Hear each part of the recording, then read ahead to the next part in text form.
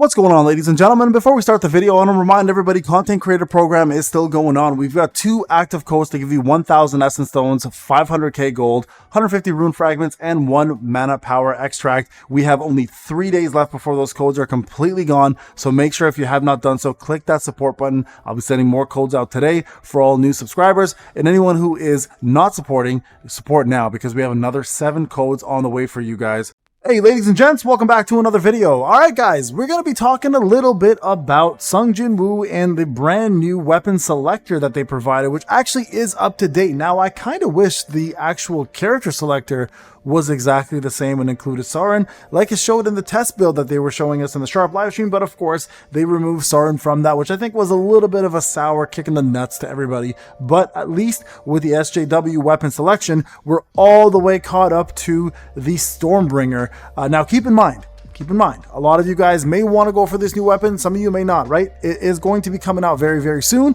And that is going to be the new Winter Fang weapon, which is dropping next Wednesday. So I will be doing a full summon video on my pay to win account to be getting it. We're also going to be doing the full on testing. And I want to remind everybody that weapon is going to be probably one of the best DPS weapons in the actual game. Especially really needed for water, because water is lacking a lot. We have Scatty and we have the Grimoire, and that's really as far as it goes, right? But with this brand new scythe, it looks like it may be a game changer. Now with that being said, I do want to talk the difference between Stormbringer and that, and why I decided to go with Stormbringer, knowing how good that weapon is for my free-to-play account. Now pay to win, of course, anything goes. We can choose whatever we want, but at the end of the day, free-to-play players, I do want to give you a little bit of advice on what to go with. Now, I do want to say real quick, this costume is literally my favorite costume in the game. I always told you guys I wanted her to look kind of like a Dragoon from Final Fantasy 14. Well, quite honestly, they chose the exact colors, and it looks incredible. The only thing I wish they would do, the only thing, is give us pigmentation colors that were the exact same for the sword. If the sword was black and purple with gray, it would be literally the most perfect outfit in the game. I think Cha looks absolutely gorgeous in this, and I hate saying that because I'm not a big Cha fan, but I think they did a stellar job with that. All right, now what am I talking about when I'm referring to the SJW weapon selector? Now some of you guys may not know this already, but when you're doing the event, the first year anniversary event specifically, most of you guys, if you've already been keeping up with everything and you've done most of the gates and everything weekly, a year of adventure would have got you to that point already where you've hit the 365 steps. Along the way, you would have got great rewards, and at the end of it all, you get a final reward here, which is the legendary choice selector for SJW in terms of weapon. Now, I'm going to tell you guys what I picked first, okay?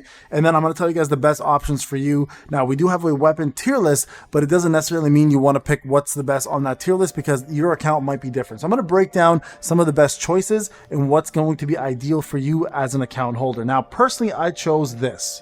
All right, I chose the staff. The staff, I think, is still, if not the strongest weapon in the game, one of the strongest weapons of the game. The reason why I chose it is because I am exactly A4 right now with that choice. Okay, so that was my selector. Now, the reason why I didn't choose Stormbringer, well, because I got very lucky with Stormbringer, and I actually ended up getting an A5 of it through the actual tickets that I saved up for months. I saved up for months for tickets. So, not to mention, so I got one copy from the summons, no, 2 copies from the summons, sorry, and then I had three crafts that I made, or maybe even 4 crafts, so maybe it was 1 copy and 4 crafts. I'll go back and double check, because I had exactly all my gold tickets saved up for this weapon, and I chose this weapon specifically, and you may want to do the same, only because it complemented my win skills, which I had legendary, plus it complemented my DKD, right? So if I go here and I'll show you guys, let's see, when did I get Stormbringer? I'm going to just double check, because I did get the staff a lot more. So there's a thesis right there. I must have got it maybe once or twice. We're gonna double check. The divine quarterstaff right there. Let me see when the last one was. Phoenix soul. Like, I honestly, I might, yeah, I don't even think I got it here. So I did actually craft the entire thing, because they allowed us to craft it numerous times. Oh, there's another divine quarterstaff. Wait, when did this? There it is. Stormbringer. There was my 1 copy. Stormbringer right there. Did I maybe get 2 of them? Let's double check. I think I might have got only 1, because I remember Zeke screwing me over. I think it was just that 1. So yeah, I saved every single other golden ticket that I had right on my free-to-play account, and they've allowed us to craft it now 3 times in a row, twice, right? So you could technically have crafted an A5 or an A6 just from scratch, and you guys can see I've got 2 tickets left. So that was my choice. My choice was the quarterstaff, because quite honestly, Stormbringer and the quarterstaff together are bonkers. So, and the quarterstaff with the golden tail fox is incredible. So here's my recommendations for you guys in terms of what to choose. I'm going to go back to the event. Now remember, once you hit that event, you'll have this obviously pop up and you guys can choose. Now, if you're going to be the same as me, A5 Stormbringer is an absolute game changer. A5 Stormbringer is very equivalent, in my opinion, to what the Plum Sword did for us for a long time, except it does it for wind skills and the quarterstaff and everything else, right? Because this 3,200 of attack doesn't only apply to wind skills. To activate Stormbringer, Storm Strike, or to even the Tempest Mark, you have to do wind skills. But for this 3,200 damage, it's not only wind skills, it applies to any skill.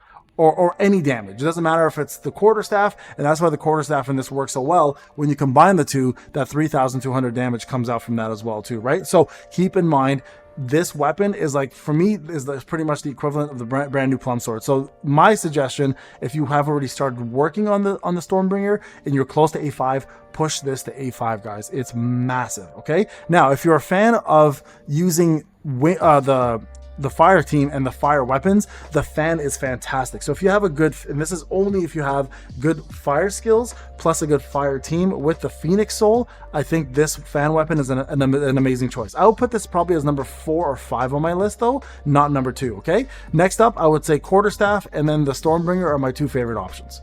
These 2 are my number 1s, 1 and 2, okay? For sure, 100%. Now, the only problem, of course, with light is the fact that if it becomes kind of like, if the element is weak against light, this is not as strong.